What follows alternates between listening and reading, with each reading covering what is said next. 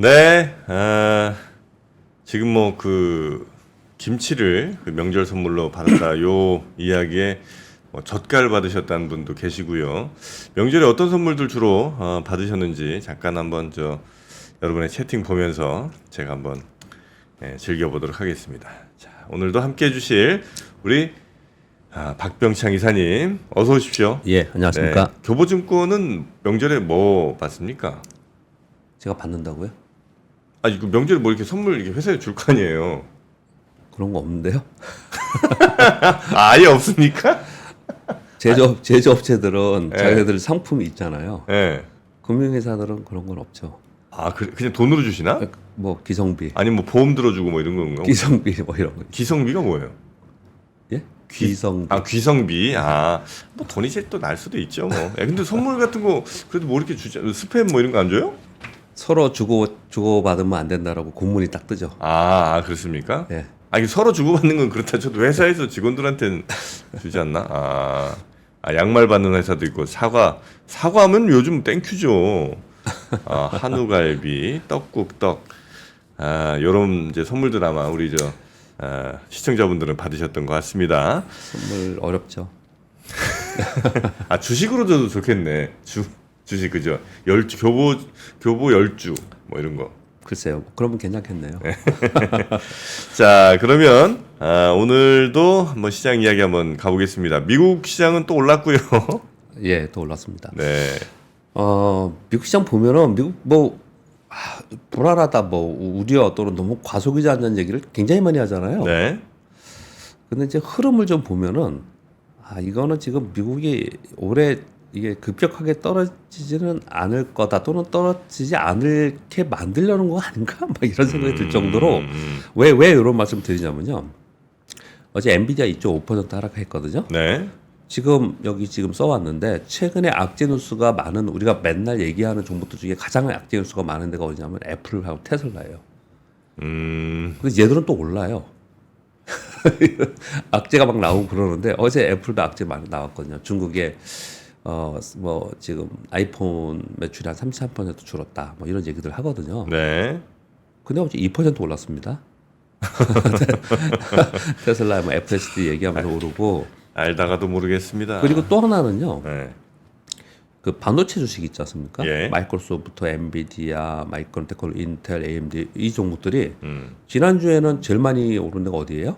마이크론 테크놀로지죠. 네네네. 근데 오늘 지금 전체적으로 보면 엔비디아 하락했고 마이크로소프트 하락했고 뭐 그냥 그렇거든요. 인텔이 또 4% 올랐어요. 네. 그러니까 그 섹터 내에서도 돌아가면서 하나씩 오르는 그런 모습을 나타내거든요. 그러니까 이 주식이라는 게 예. 지난 짧게 봐도 뭐 한 100년 이상 이제 미국 시장에서 쭉 있었을 거 아니에요. 예. 길게 보면 뭐 훨씬 더 있었을 네. 거고. 이렇게 오래 유지가 될 수 있는 게 예. 몰라서 그런 거. 만약에 딱 주식했는데 뭔가 알 수 있는 확실한 원칙 하나 생긴다 이러면 이제 주식이라는 게 이렇게 오랫동안 유지가 안 됐을 텐데 아무리 해도 모르겠으니까 주식 시장은 이렇게 유지가 되는 것 같아. 뭐 그런 얘기 주식 증시 네. 격언에는 많이 있죠. 그래. 이유 없이 빠지는 게 가장 무서운 거고 예. 이유 없이 오르는 게 정말 가장 좋은 거고. 이유가 나오면 그때 빠지는 거고 예. 이유 없이 계속 오를 때는 계속 오른다. 증시 격언에는 그런 얘기들이 있죠. 애플이 2%, 애플은 좀 많이 빠져서 뭐 오른 것도 좀 있겠죠, 뭐. 물론 그렇죠. 근데 악재가 계속 나오고 있는 상황인 거거든요. 그러니까 이제 가만히 보면은 시가총액 상위에 있는 뭐 빅7이라든지 빅10 이 종목들 안에서도 어느 한쪽이 빠지면서 다른 쪽도 같이 빠지면은 푹 내려앉을 거 아니에요, 시장이. 그렇지 않고 순환하면서 주거니 받거니 하면서 움직이고 있어요. 그래서 미국 시장이 이거 지금 밑으로 안 빼려고 하는 노력들이 보이는 게 아닌가. 네. 근데 그게 돈이죠, 돈. 유동성의 힘이지 않습니까? 그래서 약간 한 발 더 나가서 이제 시장을 바라보는 관점을 이제 말씀을 좀 드려보면은 네. 우리 과거의 이론 가지고 설명이 안 되는 부분이 많이 있다. 이코노미스트들이 그렇게 얘기를 많이 하지 않습니까? 그리고 또 과거에 우리가 생각했던 거하고 지금하고 달라진 점 하나는 과거에는 실물 경기의 경기 사이클에 연동하면서 주식시장이 움직였잖아요. 네네. 즉 기업의 이익이 좋아지면 그것이 시장에서 반영을 하고 주가가 오르고 지수가 오르고 이러는 거잖아요. 근데 아마도 2000년 버블 붕괴하고 2008년 리먼 사태 이후에 이런 일들이 벌어지는 것 같아요. 08년도에요. 네. 근데 지금 보면은 시장이나 실물 경기보다 우선해서 자본 시장이 먼저 움직이면서 이거 웹도덕이라고 하죠. 자본 시장의 흐름에 따라서 실물 경기가 따라가는 네네. 뭐 이런 움직임이 많이 나타나고 있다. 그러니까 실물 자본 시장 안에 있는 돈의 흐름에 의해서 해석을 해야 된다는 얘기들 굉장히 많이 하는 거예요. 근데 지금 시중에 풀려 있는 돈들이 상당히 많이 있고 그래서 요즘에 시장이 이렇게 많이 오르다 보니까 위기설 얘기도 조금씩 나와요. 네. 우리나라는 뭐 4월 얘기를 지금 하고 있고, 뭐 총선호 얘기를 하고 있고, 미국 시장은 뭘 얘기하냐면은 미국의 정부 부채 있지 않습니까? 네네. 정부 부채 이거 그대로 뒀다가 이거는 진짜 큰일 난다. 이런 거 이제 가끔 거다 보실 거예요.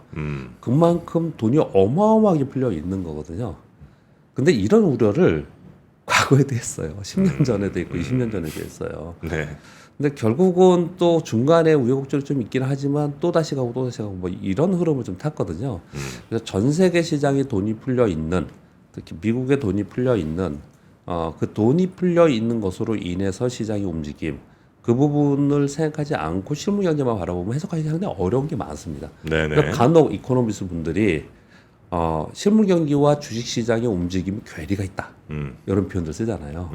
그래서 괴리가 있으면 그것이 정상화되는 과정 속에서 또 어떤 위기가 발생할 수도 있겠죠. 네. 근데 지금의 상황을 이제 질문 주시니까 이런저런 막 얘기를 하게 되는데 지금 상황을 해석해 보면은 돈이 많이 풀려 있는 상태에서 그 돈을 회수해야 되는 과정이 만약에 나타난다면 네. 그렇다면은 시장이 그것 때문에 흔들릴 텐데 네. 지금 올해 미국 대선을 앞두고 급격한 그런 움직임이 없을 것이라는 게 존재해 있지 않나 그렇게 좀 생각을 해볼 수 네네. 있죠. 그 정도 보시고요. 우리 시장에는 그렇게 우호적인 상황은 지금 아니에요. 뭐 때문에 환율 때문에요. 환율. 달러 인덱스가 104가 갔고요. 우리 원화가 여기 1,350원. 연중 최고치를 좀 가고 있습니다. 이 정도면 거의 또 연중 최고치. 최고치죠? 예, 네. 가고 있고요. 위안화도 7.19, 7.18 계속 그랬습니다. 근데 7.22 위안까지 갔어요. 오늘 요걸 설명을 좀 드릴 건데 먼저 요 말씀드릴게요. 예. 엔화가 34년 만에 최저치를 어제 찍었습니다. 152엔. 34년 만에 네, 1990년 이후. 예. 이걸 지금 엔화가 찍었거든요. 예. 근데 그동안에 일본 주식시장이 좋고 일본 수출 기업이 좋았던 거는 엔화 약세의 수혜를 톡톡히 입은 부분은 분명히 맞아요. 그런데 한 국가의 입장에서 볼 때 자국의 통화 가치가 계속 이렇게 약세가 되는 게 좋은 거냐? 네. 그렇지 않습니다. 정부 부채도 있고 꼭 그런 것만 아니에요. 물가도 오를 거고. 그래서 2022년도인가에 한번 일본 정부 당국에서 개입을 해서 그냥 팍 떨어뜨린 적이 있었거든요. 아 그때도 많이 앵고였었어요. 예. 아 그러니까 엔화 엔화가 약세. 예. 예. 그때 151.5엔인가 아, 그래요? 그랬어요. 근데 지금 151.97 가 지금 갔거든요. 네. 그래서 일본 재무장관이 어제 긴박감을 갖고 시장 모니터링을 하고 있으며 결정적인 조치 가능성이 있다 이렇게 얘기를 좀 하고 있습니다. 김 뭐요? 긴박감을 갖고 긴박감. 네, 시장을 모니터링하고 있고 네. 결정적인 조치 가능성이 있다 얘기를 네네. 했거든요. 근데 그때도 이 표현을 썼다고 합니다. 결정적인 조치. 예. 이런 얘기들을 좀 하고 있어요. 아무튼 간에 엔화가 34년 만에 최저치가 되고 그리고 위안화도 요즘에 뭐 경기 안 좋다 이렇게 얘기를 하고 있고 그리고 이번 주 초에 말씀드렸나요? 스위스에서 금리 인하하면서 스위스 프랑이 떨어지면서 그러면서 달러인덱스가 올라왔거든요. 그래서 그들 나라하고 무슨 상관이 있냐 그렇지 모르지만 우리 원화가 1,350원까지 올랐잖아요. 네. 그러면 이제 걱정스럽게 되는 거죠. 우리 원화가 이렇게 약세가 되면 이거 외국인들이 그동안에 사주면서 시장을 잘 버텨왔는데 야 이거 외국인들이 갑자기 팔면 어떡해? 이런 걱정하는 단계까지 지금 와 있는 그런 상황입니다. 아니 원래 이렇게 달러 유동성이 이렇게 막 풀려 있으면 예. 미국 달러가 좀 쌓여야 되는 거 아니에요? 그렇죠. 근데 예. 지금 전 세계에서 제일 지금 강세를 계속 보여주고 있는 거죠? 달러가. 그렇죠. 그 논리도 네. 20년 전에도 달러 이렇게 풀면 달러 패권의 지위가 무너진다. 이런 책도 나왔고 어마어마하게 얘기를 많이 했어요. 네. 그 얘기를요. 그래서 지금 얘기 중에 이거와 함께 나오는 게 뭐냐면 금이 지금 역사적 신고가 되고 있죠. 금이요. 네. 금이 이렇게 오르고 그와 함께 움직이는 게 비트코인이에요. 그 설명을 연결해서 이걸 분석하면서 얘기하는 사람들이 많아요. 네. 많습니다. 지금 이제 그런 얘기들을 했는데 네. 아무튼 달러가 돈이 많이 풀리면 그 통화 가치는 약세가 돼야 되잖아요. 그렇지 않았어요. 예전에도 그랬고 이번에도 그런 상황이 좀 되고 있지는 않습니다. 미국은 좋겠어요. 이거 다른 나라 같으면 이렇게 풀면 당연히 그 통화가 박살날 거 아니에요. 그렇죠. 예. 기초통화의 지위, 기초통화의 패권인 거죠, 그게. 알겠습니다. 뭐 그런 흐름을 지금 우리가 보고 있습니다. 그래서 우리 시장에는 지금 이게 악재성으로 좀 이제 반영될 가능성이 좀 있는 상황인 거고요. 네.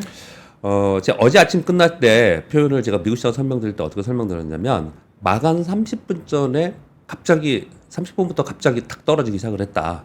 특별한 이유가 없었다. 네. 그래서 이거 올해 이번 주에 월말이고 또 분기 말이고 그러면서 차익 실현하면서 관망하는 분위기가 같지 않냐. 그렇게 다 해석을 한다 이렇게 말씀을 드렸잖아요.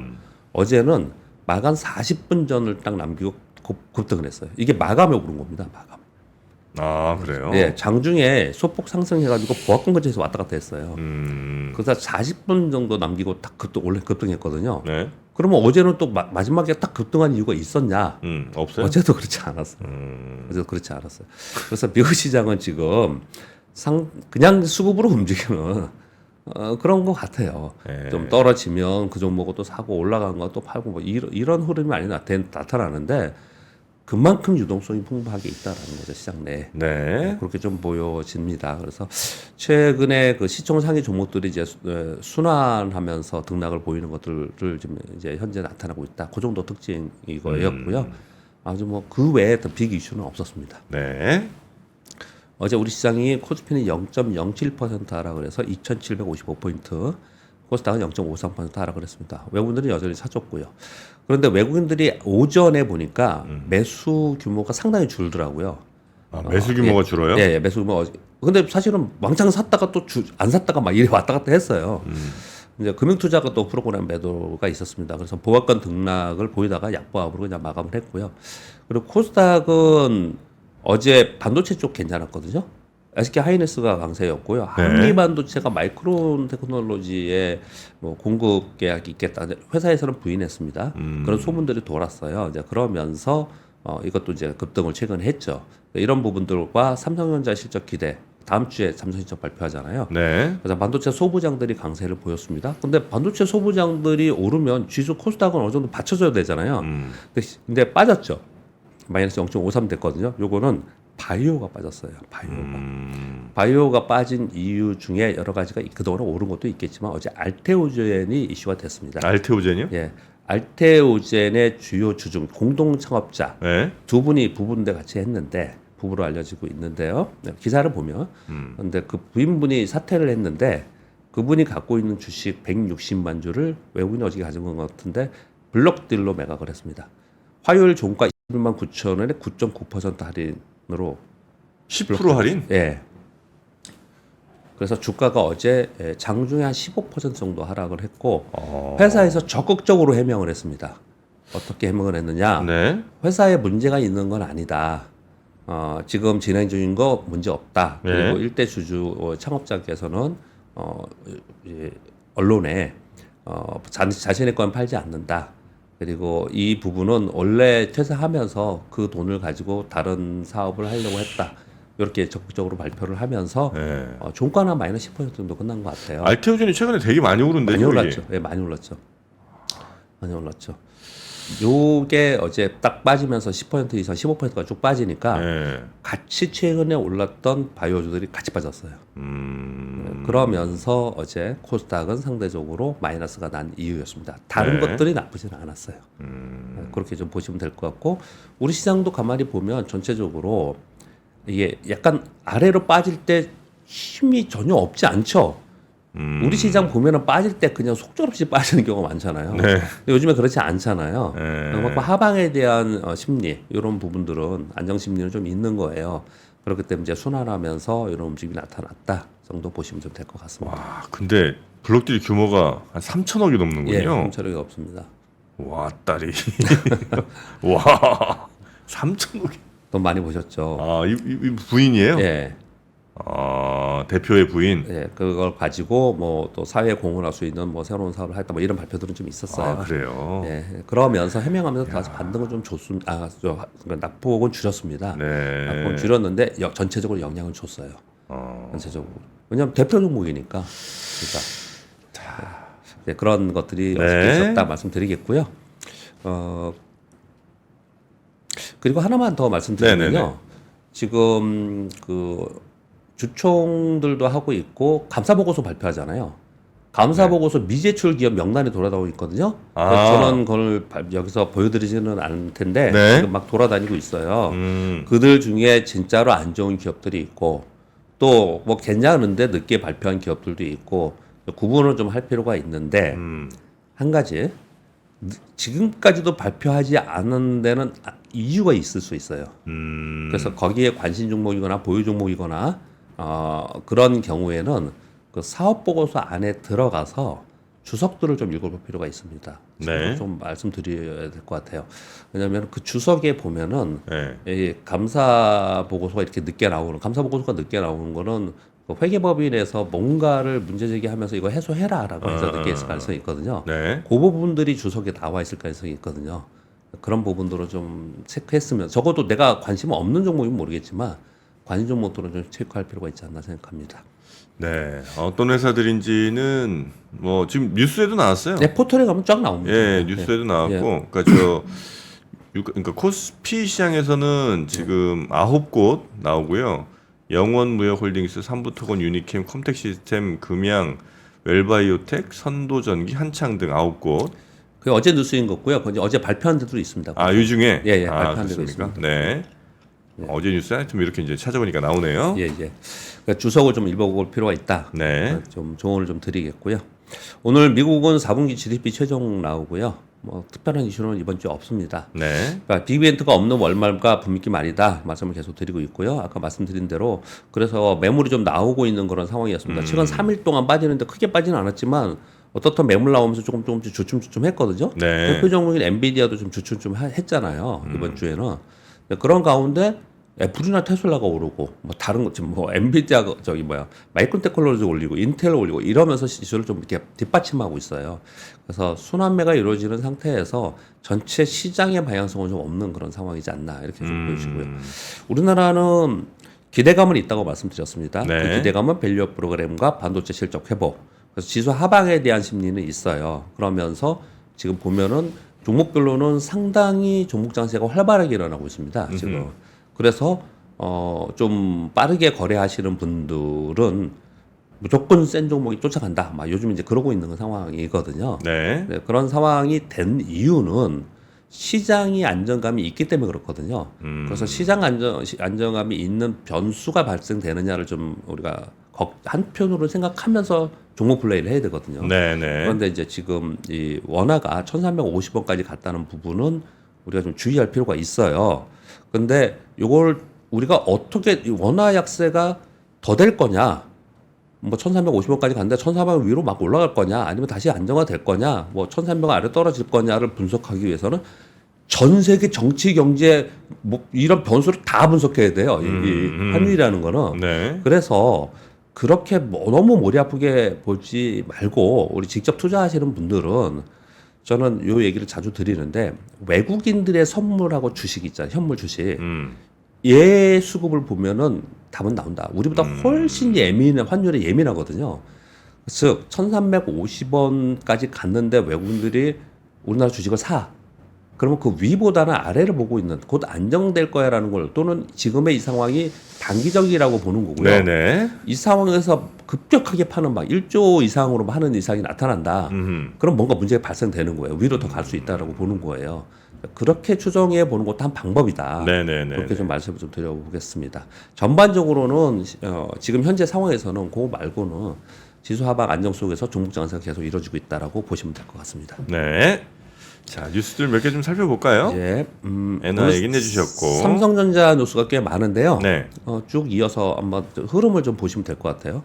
트렌드포스가 지난 1분기에 디램 가격 상승률이 10에서 20%였거든요. 네. 올해 저점을 찍고 좋아진다 계속 얘기를 했잖아요. 근데 어제 2분기에 가격 상승을 하는데 상승률이 좀 둔화되지 않겠냐라는 전망 보고서를 내놨어요. 벌써? 2분기 거. 그러니까. 2분기에는. 벌써? 2분기에는. 아니, 이게 지금 다시 이제 회복된다고 한 게 언젠데. 실제로 회복됐잖아요. 네. 근데 상승률이 둔화되지 않겠냐고 하는데 이유가 뭐냐면은 네.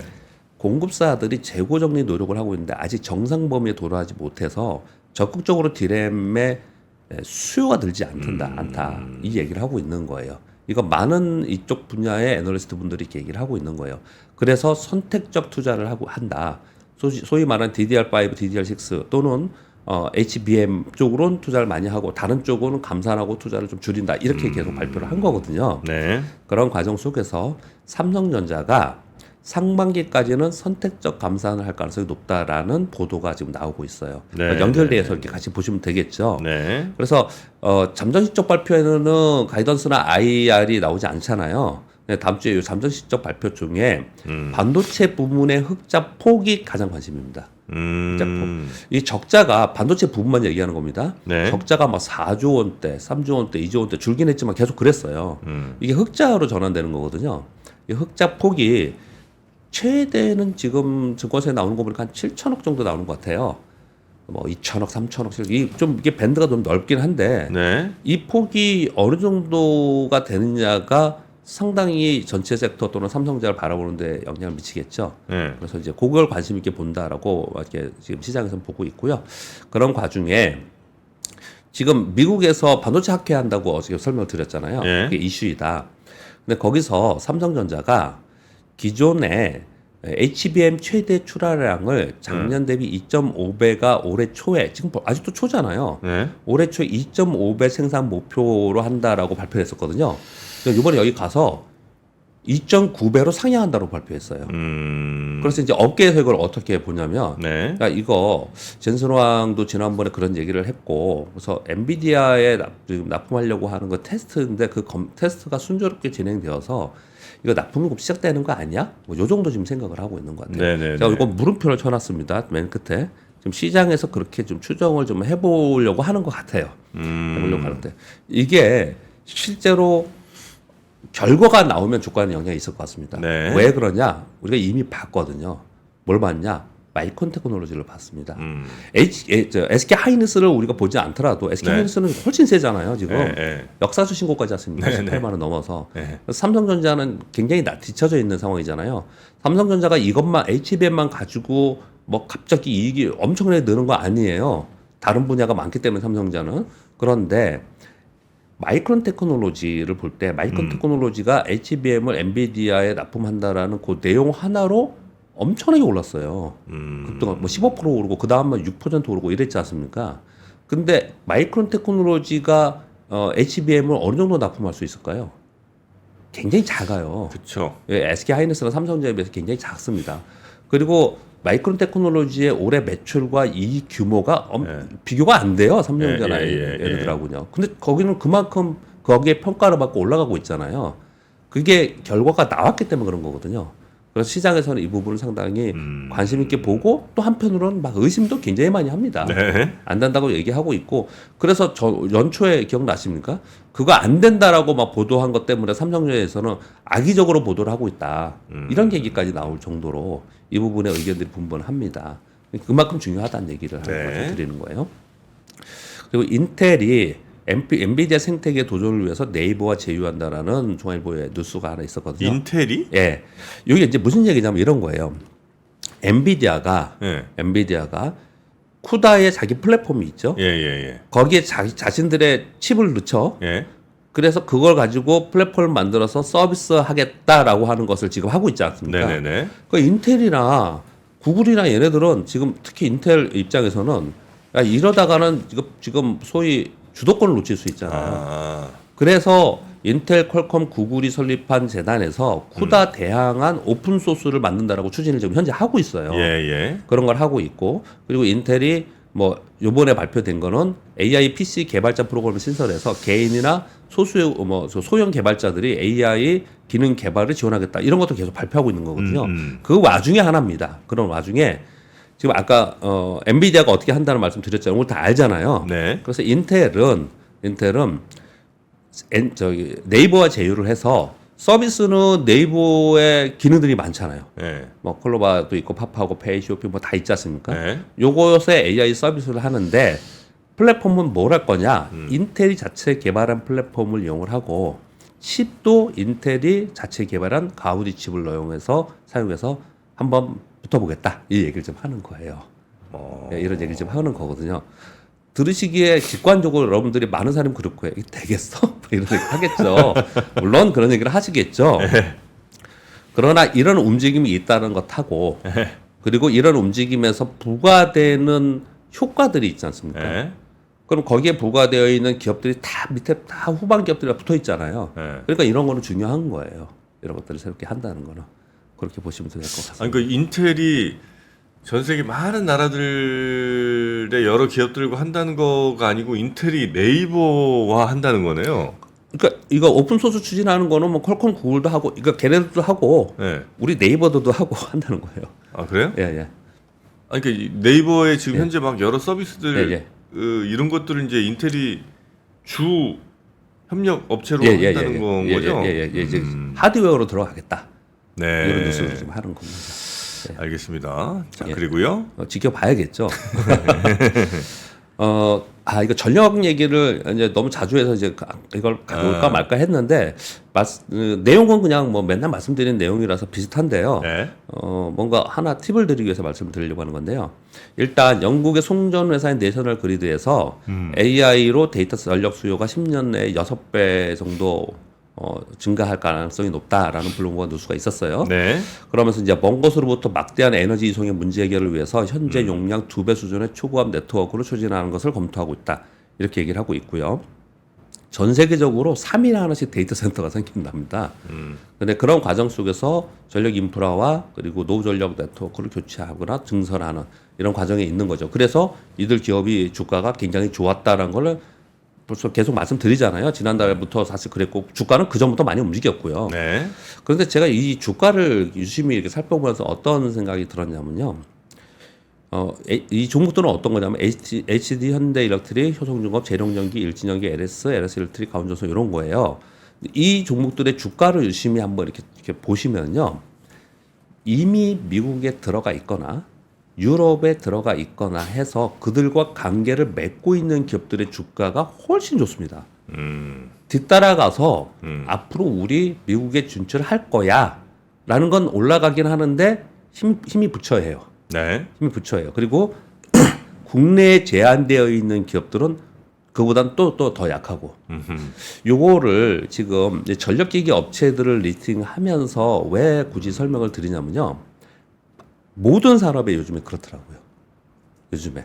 왜냐하면 국내 자체의 우리나라 내부적으로의 성장 그리고 뭐 내수 우리나라 내부적인 성장에 대해서는 굉장히 부정적인 의견들을 많이 갖고 계세요. 그래서 글로벌 진출 이거 당연한 얘기인데 글로벌 진출한 기업이 당연히 더 좋은 건데 특히 지금 미국이 뭐 대선을 앞두고 있어서라는 부분도 있긴 하지만 또 미중 간의 뭐 제재 또는 패권 경제 이 부분도 있긴 하지만 전체적으로 볼 때 미국이 뭔가 제조업 부흥이나 아니면 반도체 부흥이나 이런 뭐 전력 인프라 부흥이나 이런 것들 엄청나게 많이 하고 있어요. 그래서 이미 거기에 어렵더라도 들어가 있어서 거기서 그들이 뭔가 할 때 곧바로 진행이 될 수 있는 데 있잖아요. 네. 곧바로 진행될 수 있는데 이런 데 기업들이 차별화되면서 훨씬 더 많이 올라가는 거고 네. 나머지들은 기대감 또는 따라가는 경우가 훨씬 많다는 거예요. 그래서 제가 지금 요거는 여러분 다 아실 거예요. 어떤 게 주가에서 완전 차별화되고요. 반도체 얘기를 제가 하려고 하는 겁니다. 반도체 소부장 기업들 있잖아요. 네. 반도체 소부장 기업들의 그 안에 기업의 내용에 들어가 보시면 얘들이 인텔에 납품하는 회사야, 마이크론에 납품하는 회사야, 마이크로소프트에 납품하는 회사들이 있거든요. 이들하고 국내에 있는 회사하고는 완전히 달라요. 그런 부분들을 이제는 한 번 더 고려를 해야 되는 네네네. 시장이다. 그냥 전력이 한다고 그냥 다 살 게 아니고 예. 예, 어디에서 무슨 사업을 하고 있는지 좀 살펴봐야 되겠네요. 주가가 좀 다르다. 그렇게 네. 생각되고요. 알겠습니다. 마지막 그냥 간단히 읽겠습니다. 간단히 네. 네. 일본이 3월 결산 2,300개 상장 기업들 배당금 및 자사주 매입을 조사를 했더니 총액이 우리나라 돈은 약 223조 원. 220, 이거는 배당은 전년비 플러스 6%, 자사주 매입은 플러스 9%예요. 상장 기업 주식의 약 20%를 개인들이 보유하는데 배당액 계산을 볼 때 약 3조 엔. 부의 효과를 누리고 있다라는 거예요. 네네. 근데 당연히 이들이 더 배당을 많이 늘릴 수 있었던 것은 기업 이익이 더 증가했습니다. 그리고 정책적으로는 저 PBR 해소 정책이 있어요. 이걸 그대로 읽어드리고요. 여기서 네. 우리가 알 수 있는 거 하나는 저는 정책까지 제가 감히 얘기할 수 있는 부분은 아니고 네. 하나는 이 배당액이 개인들한테 돌아가는 게 3조 엔이라는 거예요. 3조엔? 네. 이 돈의 부의 효과는 얼마나 클 건지를 생각을 해보자. 이 부분 또 하나고요. 또 하나는 네. 엄청나게 높지 않습니까? 그럼에도 불구하고 이 시가총액 대비 따지면 엄청나게 높잖아요. 우리가 2,000조 되고 일본이 한 7,000조 정도 되죠? 아 그래요? 예, 예. 근데 그런 가운데 순이익 대비 주주 환원 비율이 54%인데 이거 니케이 뉴스입니다. 네. 미국 유럽에 비해서 낮다 아직. 그래서 주주 환원 요구 확대 가능성이 높다. 이렇게 보도를 한 거예요. 이렇게 하고 있는데 네. 54%인데 미국이나 유럽에 비해서 우리는 낮다. 우리나라는 일본은 더 높여야 된다. 네. 이렇게 기사가 나오고 있거든요. 우리나라는 20%대입니다. 정말 차이가 많이 나죠. 네. 네. 시각 차이가. 그래서 그냥 한번 가져와 봤습니다.